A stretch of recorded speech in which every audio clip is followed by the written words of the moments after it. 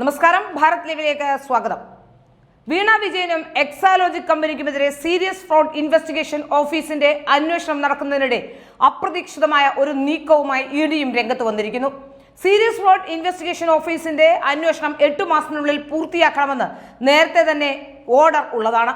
അതിനിടയിലാണ് ആദായ നികുതി വകുപ്പിന്റെ ഇന്ററിം സെറ്റിൽമെന്റ് ബോർഡ് ആദ്യം എടുത്ത ആ കേസിൽ വളരെ കൃത്യമായി ഇന്ററിം സെറ്റിൽമെന്റ് ബോർഡ് വന്ന സമയത്ത് കോടതിയുമായി ബന്ധപ്പെട്ട് അവർ പറഞ്ഞത്, കോടതിയിൽ അവർ സമർപ്പിച്ച രേഖകളിലും മറ്റും പറഞ്ഞിരുന്നത് എക്സാലോജിക് കമ്പനി വളരെ കൃത്യമായ രീതിയിൽ ആ രേഖകളിൽ കൃത്രിമം കാണിച്ചിട്ടുണ്ട് എന്ന് തന്നെയാണ്.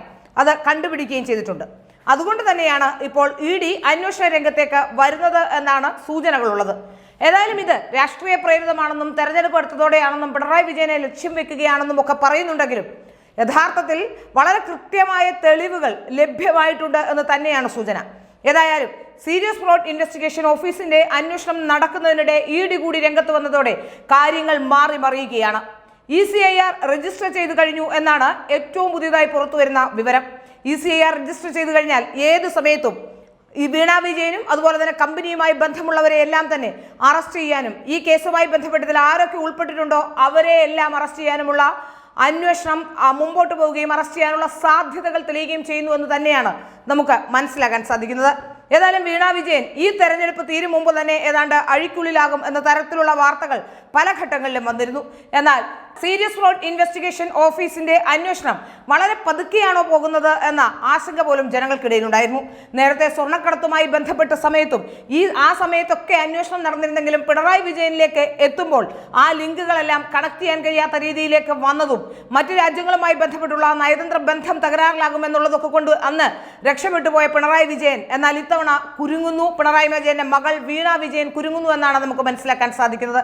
ഏതായാലും അധികം താമസിയാതെ തന്നെ വീണ വിജയനെ അറസ്റ്റ് ചെയ്യും എന്നാണ് ലഭ്യമാകുന്ന വിവരങ്ങൾ.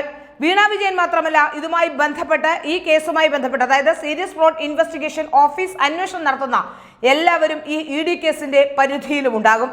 ഏതായാലും ഒരു കാര്യം വ്യക്തമാവുകയാണ്, വീണ വിജയനുമായി ബന്ധപ്പെട്ടുള്ള കേസ് അതിന്റെ കൃത്യമായ ദിശയിൽ തന്നെയാണ്, വളരെ കൃത്യമായി തന്നെ അന്വേഷണം മുമ്പോട്ട് പോകുന്നു എന്ന് തന്നെയാണ് മനസ്സിലാക്കാൻ സാധിക്കുന്നത്. ഏതായാലും 2 കോടതിയിൽ മാറി മാറി നടന്നെങ്കിലും ഒരു തരത്തിലുള്ള ആനുകൂല്യവും കോടതിയിൽ നിന്ന് വീണ വിജയന് കിട്ടിയില്ല എന്ന് പറയുമ്പോൾ തന്നെ ഇത് രാഷ്ട്രീയ പ്രേരിതമാണ് എന്ന് പറയുന്നതിനെ എങ്ങനെയാണ് സാധൂകരിക്കാൻ കഴിയുക? CPM-നെയാണ് ലക്ഷ്യം വെക്കുന്നത് എന്നാണ് എല്ലാവരും പറയുന്നത്. CPM-മായി ഒരു ബന്ധവുമില്ലാത്ത വീണയെ എന്തിനാണ് CPM-മായി ബന്ധപ്പെടുത്തി CPM-നെ ലക്ഷ്യം വെക്കുന്നു, മുഖ്യമന്ത്രി പിണറായി വിജയനെ ലക്ഷ്യം വെക്കുന്നു എന്ന് പറയുന്നത്? ഏതായാലും എക്സാലോജിക്കുമായി ബന്ധപ്പെട്ട് പുറത്തു വന്ന അന്വേഷണ കാര്യങ്ങൾ കാണുമ്പോൾ നമുക്ക് മനസ്സിലാക്കാൻ സാധിക്കുന്നത് വളരെ കൃത്യമായ രീതിയിൽ അഴിമതി നടന്നിട്ടുണ്ട് എന്ന് തന്നെയാണ്. അതുതന്നെയാണ് ആദായ നികുതി വകുപ്പിന്റെ ഇന്ററിം സെറ്റിൽമെന്റ് ബോർഡ് ആദ്യം തന്നെ കണ്ടെത്തിയതും. അതുകൊണ്ട് തന്നെയാണ് വീണ വിജയൻ വീണ്ടും കുരുക്കുകളിലേക്ക് പോകുന്നത്. വളരെ ബുദ്ധിമുട്ടി പ്രയാസപ്പെട്ട് കേരളത്തിൽ പോലും കേസ് കൊടുക്കാതെ കർണാടക ഹൈക്കോടതിയെ, അവിടെയാണ് രജിസ്ട്രാർഡ് ഓഫീസ് എന്ന് പറഞ്ഞുകൊണ്ട് സമീപിച്ചെങ്കിലും കർണാടകയിൽ നിന്നും വീണയ്ക്ക് അനുകൂലമായ ഒരു വിധിയേ ഉണ്ടായില്ല. അന്വേഷണത്തിൽ ആവശ്യപ്പെടുന്ന രേഖകൾ സമർപ്പിക്കാനാണ് അന്ന് പറഞ്ഞിരുന്നത്. എല്ലാ രേഖകളും സമർപ്പിച്ചുവെന്ന വീണയുടെ വാദം തന്നെ തെറ്റാണ് എന്ന് അന്ന് നമ്മൾ മനസ്സിലാക്കിയതാണ്.